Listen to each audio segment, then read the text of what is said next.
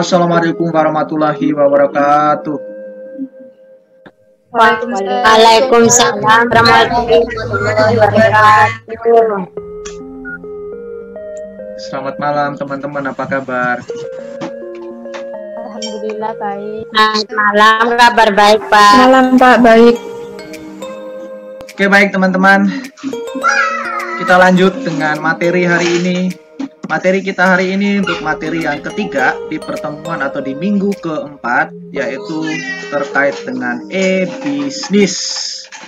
Ya, e-bisnis. Baik, yang pertama teman-teman kita akan membahas terkait dengan apa yang dimaksud dengan e-bisnis. Yang dimaksud dengan e-bisnis adalah suatu kegiatan transaksi jual beli bisnis yang dilakukan dengan melalui perangkat elektronik atau juga dengan internet, sehingga perusahaan dapat langsung berinteraksi dengan customer, supplier ataupun juga rekan bisnis. Nah, dalam hal ini dia katakan apa? E-bisnis itu adalah kegiatan transaksi yang berhubungan dengan apa? Berhubungan dengan pelanggan secara tidak langsung. Karena apa? Karena melalui perangkat elektronik atau juga melalui internet. Dengan memanfaatkan perangkat elektronik dan internet, maka perusahaan bisa berinteraksi secara langsung kepada customer. Itu yang dimaksud dengan e-bisnis. Dalam menjalankan e-bisnis, ya, maka ada strategi-strategi yang harus dilakukan oleh perusahaan atau strategi-strategi yang harus diperhatikan oleh perusahaan. Yang pertama adalah terkait dengan ERP. Ya. Strategi pertama adalah terkait dengan Enterprise Resources Planning. Yang kedua adalah Enterprise Application Program. Habis itu terkait dengan Customer Relation Management. Dan yang terakhir adalah Supply Chain Management. Nah, ini adalah 4 strategi, ya, 4 strategi yang harus diperhatikan atau harus, ya, dipertimbangkan oleh organisasi dalam menerapkan electronic business.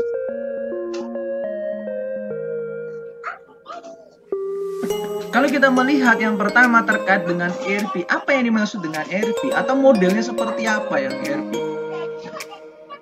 Dimana dia katakan apa? ERP itu merupakan suatu strategi bisnis, ya, dari sistem informasi perusahaan yang bisa digunakan untuk apa? Untuk berkoordinasi mengenai sumber daya. Nah, ingat ya, mengenai sumber daya serta juga informasi yang digunakan untuk proses dalam bisnis. Ternyata dalam ERP ini lebih ditekankan kepada strategi melalui sumber daya. Ya. Untuk ERP lebih ditekankan, saya ulang lagi, lebih ditekankan terkait dengan apa? Strategi bisnis, ya, dan sistem informasi melalui apa? Sumber daya. Kalau yang berkaitan dengan sumber daya ini maka secara luas. Ya. Yang kedua adalah terkait dengan apa? Enterprise Aplikasi Program. Ya.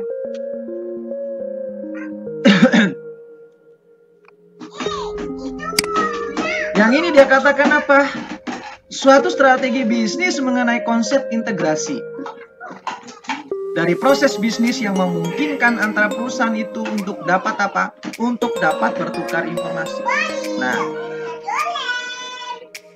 yang kedua ini yang berkait dengan bagaimana perusahaan atau bagaimana organisasi ya melakukan pertukaran informasi. Maka strategi yang harus digunakan menggunakan Enterprise Application Programs. Lalu yang ketiga adalah terkait dengan CRM. customer relationship management. Nah, ini yang berkaitan dengan apa? Layanan. Ya, strategi bisnis dari layanan perangkat lunak. Ya, yang didesain untuk bisa meningkatkan keuntungan serta untuk meningkatkan kepuasan kepada konsumen.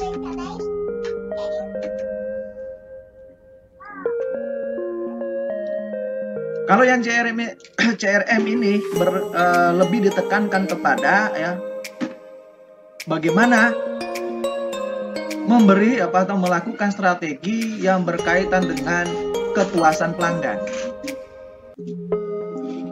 Nah, yang terakhir yang berkaitan dengan apa? Supply chain management.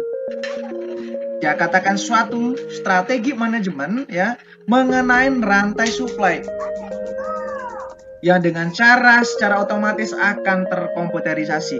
Nah,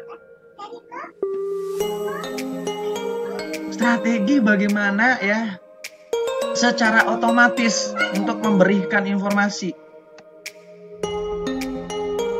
Inilah strategi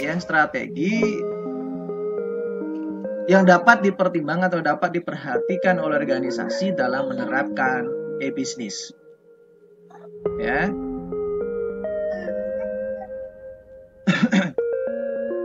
Baik, yang berikutnya adalah terkait dengan e-bisnis ini, praktek pelaksanaan dan pengelolaan proses bisnis utama, yang meliputi apa? Yang meliputi perencanaan, ada pengelolaan pasokan bahan baku, ada juga penjualan, pemenuhan pesanan, dan penyediaan servis melalui penggunaan teknologi komunikasi, komputer dan data yang telah terkomputerisasi.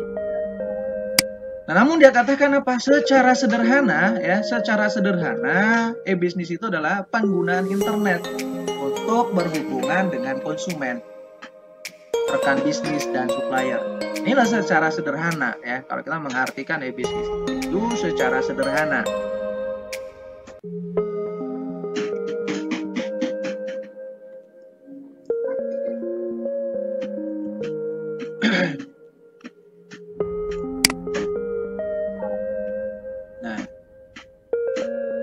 E-bisnis untuk merujuk pada seluruh penggunaan tingkat lanjut dalam teknologi informasi, yang khususnya adalah teknologi jaringan dan komunikasi. Untuk apa? Untuk meningkatkan cara organisasi melakukan seluruh proses bisnisnya. Yang dimana e-bisnis ini bukan hanya merupakan interaksi untuk eksternal organisasi aja, tapi juga yang berkaitan dengan apa? Penggunaan internal. Kalau yang berkaitan dengan eksternal, maka di sini yang berhubungan dengan apa? Para pemasok. Habis itu yang berhubungan dengan pelanggan, investor, ada kreditor, ada pemerintah dan media massa. Bagi organisasi, e-bisnis ini dapat digunakan bukan lagi merupakan pilihan. Bagi organisasi, e-bisnis ini dengan kondisi yang sekarang bukan lagi suatu pilihan, tapi suatu kebutuhan.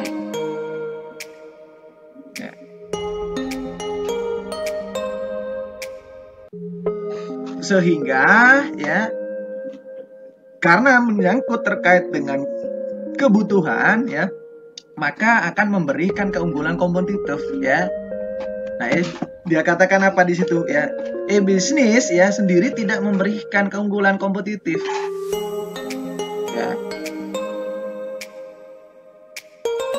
Tapi apa? Tapi dapat menjadikan organisasi mempergunakannya secara lebih efektif, sehingga dapat meningkatkan efektivitas dan efisiensi. Nah, karena yang berkaitan dengan penggunaan jaringan atau penggunaan elektronik Maka di sini harus memperhatikan yang berkaitan dengan rantai-rantai nilai, ya, rantai-rantai nilai, ya, dari sebuah organisasi. Di mana dari rantai nilai ini terdiri dari 3, ya, yang dimana ada, ya, input, ada proses, ada output, ya, yang dimana kemarin kita pelajari terkait dengan bagaimana yang berhubungan siklus pengolahan data. Nah, karena tujuan utama dari rantai nilai ini adalah apa? Memberikan kepuasan kepada pelanggan.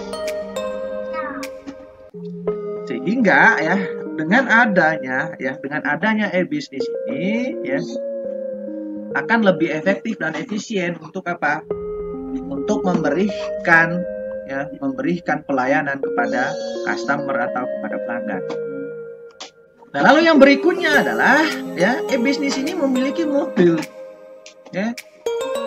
Oke, ya.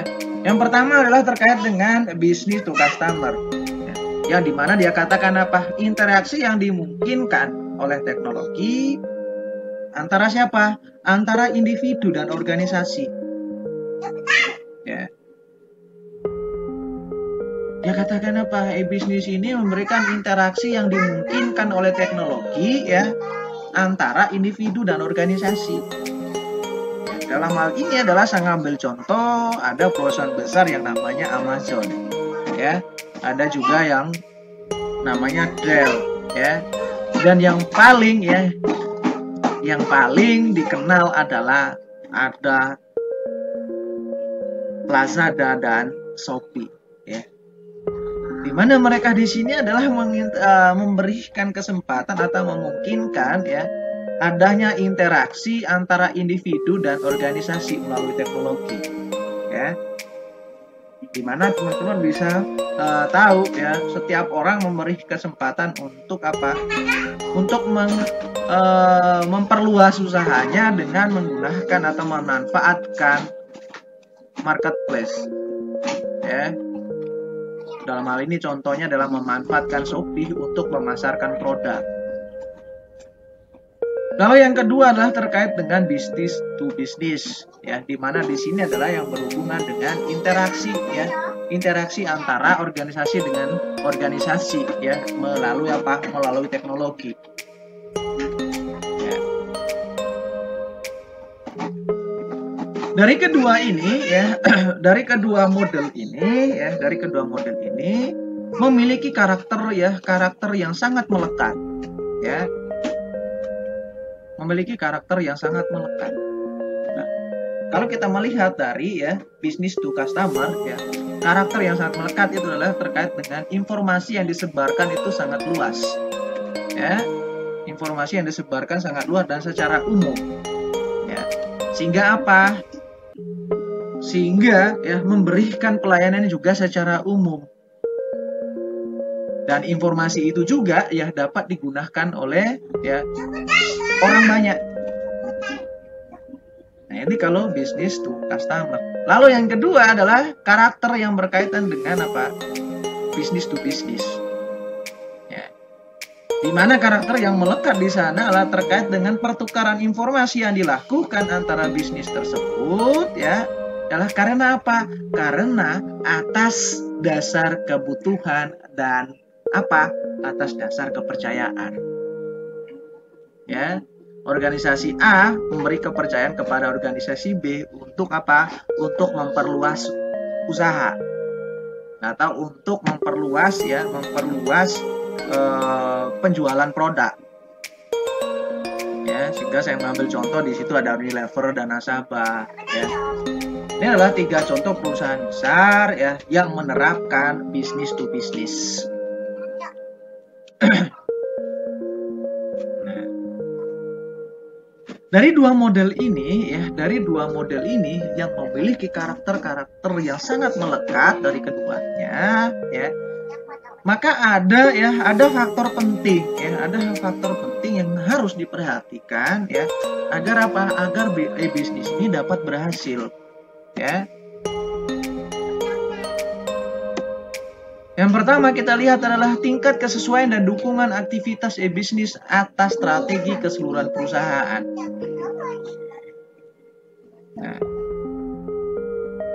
Ini adalah hal yang perlu diperhatikan ya jika kita mau berhasil ya atau mau masuk ya dalam e-bisnis.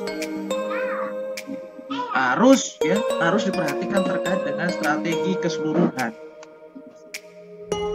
Lalu yang kedua adalah apa? Yang kedua adalah terkait dengan kemampuan untuk menjamin bahwa proses e-bisnis memenuhi 3 karakter kunci yang dibutuhkan dalam transaksi bisnis apapun. Ya, karakter kunci itu yang meliputi validitas, integritas, dan privasi. Ya.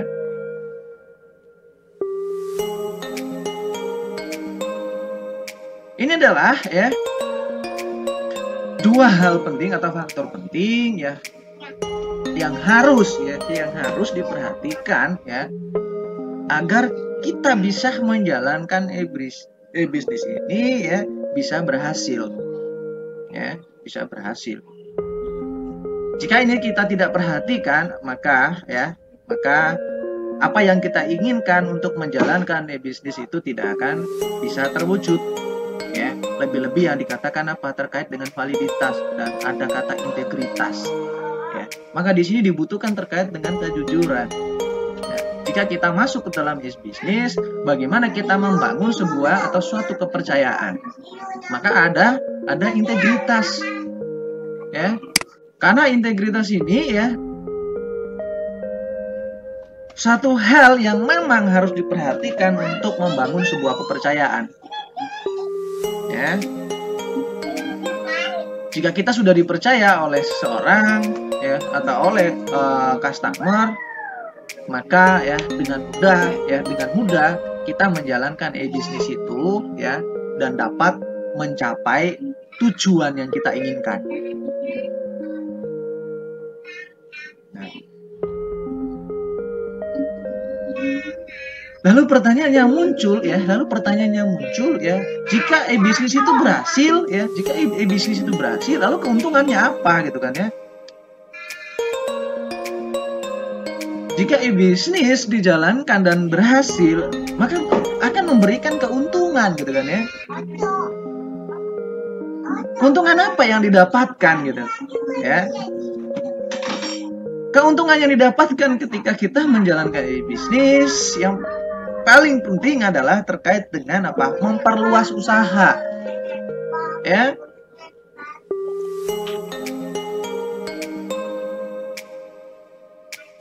Jika usahanya sudah luas, maka yang pasti adalah kita memiliki pelanggan yang lebih banyak. Ya. Karena kita memanfaatkan terkait dengan elektronik, ya, maka manfaat atau keuntungan kita menjalankan atau menggunakan e-bisnis ini adalah apa? Untuk menekankan cost, ya, menekan biaya.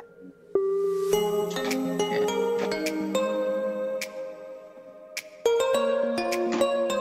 Lalu keuntungan yang lain, ya, keuntungannya lain juga adalah customer dengan real time atau dengan cepat dia bisa melihat produk apa yang kita tawarkan, ya.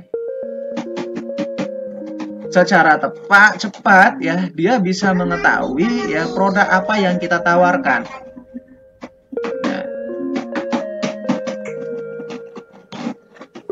Nah itulah keuntungan jika kita menjalankan bisnisnya itu berhasil.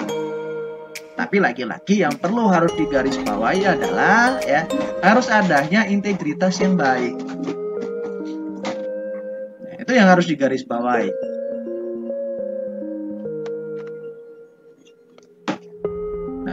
Keberhasilan bisnis ini juga ya, itu didukung oleh penggunaan jaringan yang baik. Ya, oleh penggunaan jaringan yang baik. Ya. Sehingga ya, penggunaan jaringan itu juga bisa menentukan sejauh mana keberhasilan penerapan atau penggunaan e-bisnis. Ya. Saya akan memberikan ya dua contoh jenis jaringan yang digunakan. Ya. Yang pertama adalah terkait dengan jaringan ya with area network ya. Atau ya WAN. Nah, kalau WAN ini dia akan mencakup wilayah geografi yang luas ya. yang seringkali bersifat global. Nah, kalau yang berkait dengan LAN ya, kalau yang berkaitan dengan LAN ya, dia yang bersifat lokal ya, di mana ya sistem komputerisasi dan peralatan lainnya ya seperti printer yang lokasinya dekat antara satu dengan yang lain. Nah, LAN ini sering digunakan ya, untuk apa? Untuk kebutuhan internal. Sehingga dengan kondisi yang sekarang ini kita tidak memungkinkan penggunaan ya hanya LAN aja untuk menjalankan bisnis. Apalagi kalau kita sudah masuk ke dalam e-bisnis. Maka kalau kita masuk ke dalam e-bisnis, kita harus mengkolaborasi antara kedua jaringan ini. Ya. Karena memang e-bisnis ini memberikan kemudahan. Ya. Memberikan kemudahan untuk orang secara retail secara cepat mendapatkan respon.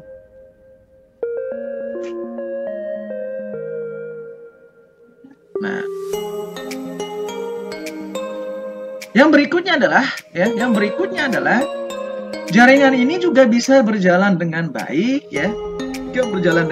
itu harus melalui komunikasi data yang baik juga, gitu kan ya. Harus adanya komunikasi data. Nah,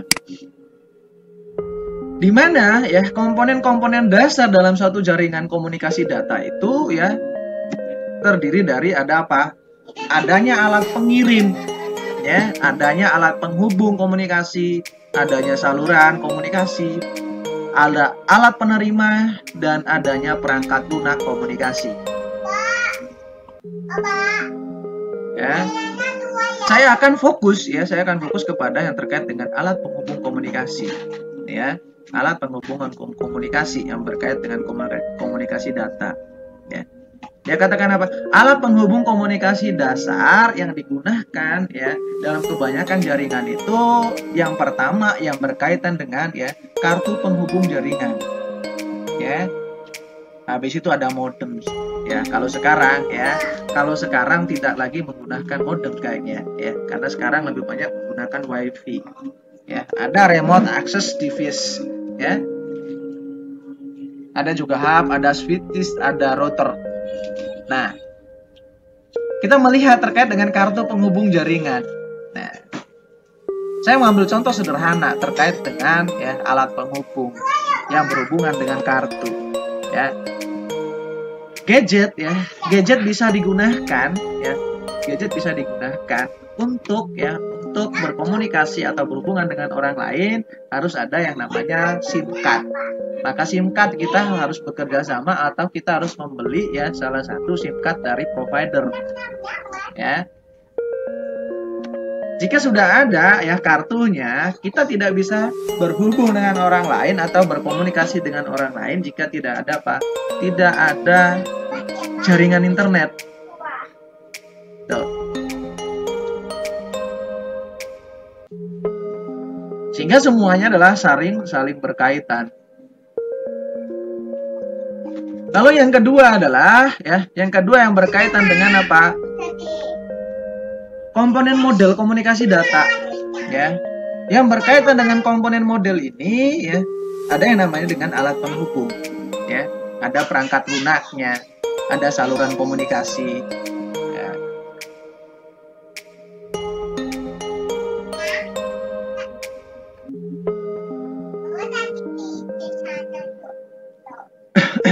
Nah, komunikasi data ini dapat berjalan atau dapat digunakan jika ada yang namanya software-nya. Jika ada software di mana dia katakan software itu adalah mengelola aliran data melalui suatu jaringan dan melaksanakan fungsi-fungsi. Fungsinya apa aja? Fungsi yang pertama adalah terkait dengan pengendalian akses. Habis itu adalah pengolahan jaringan, ada pengiriman data dan file, ada pendeteksi atau pengendalian kesalahan. Dan yang terakhir terkait dengan keamanan data. Ini adalah fungsi-fungsi ya, dari software komunikasi yang kita gunakan.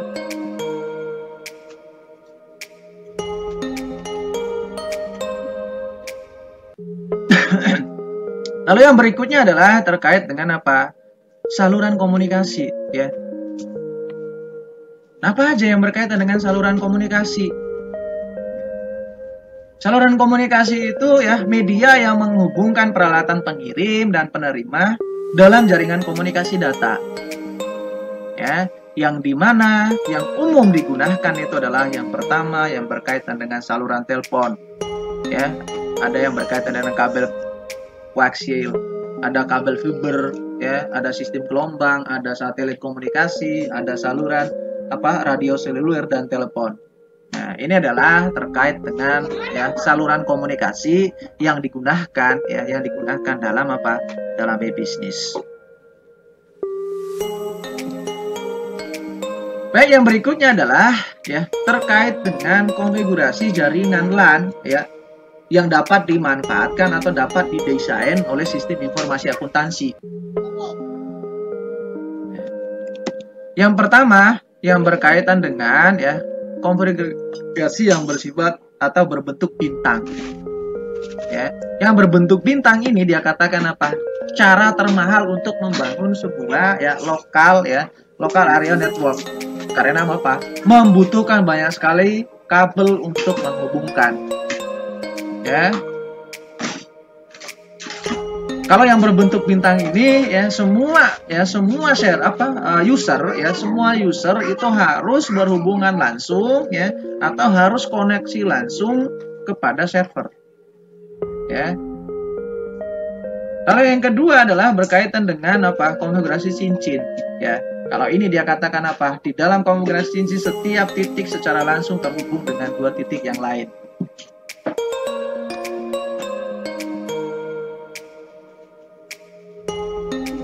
Nah, yang ketiga adalah terkait dengan bus. Ya, kalau bus ini ya hampir sama dengan Hampir sama dengan konfigurasi cincin.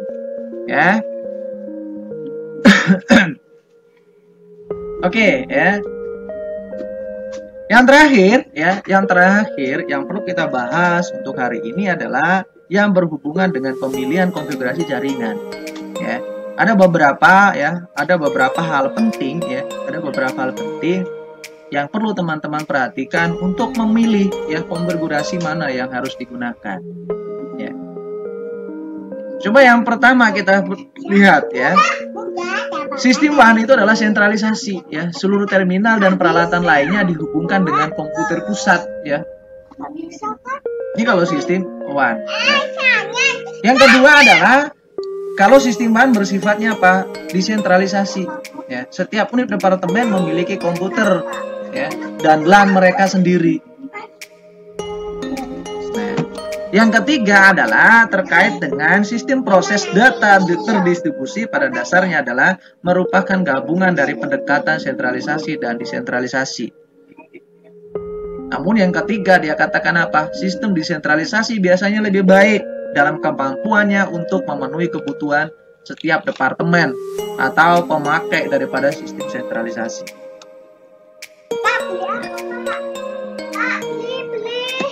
Lalu yang berikutnya adalah terkait dengan pemilihannya ya.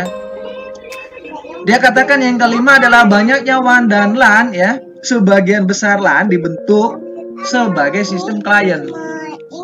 Ya, WAN dan LAN itu ya dibentuk sebagai sistem klien atau server.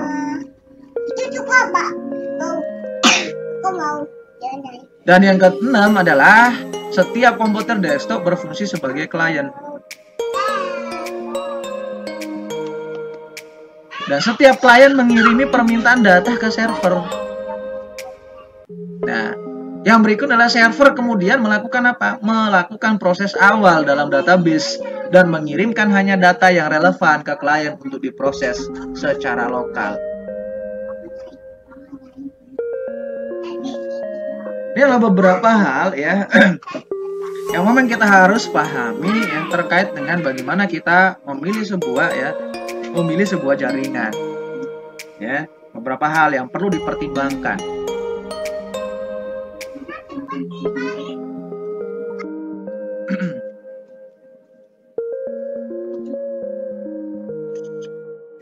Terima kasih teman-teman yang sudah hadir untuk hari ini, dan semoga materi yang kita pelajari hari ini dapat bermanfaat untuk teman-teman, ya, baik dalam pekerjaan teman-teman maupun dalam segala hal, ya.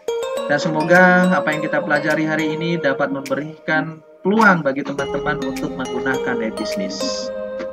Untuk itu saya akhiri untuk pertemuan hari ini. Semoga teman-teman masih dalam keadaan sehat untuk pertemuan berikutnya.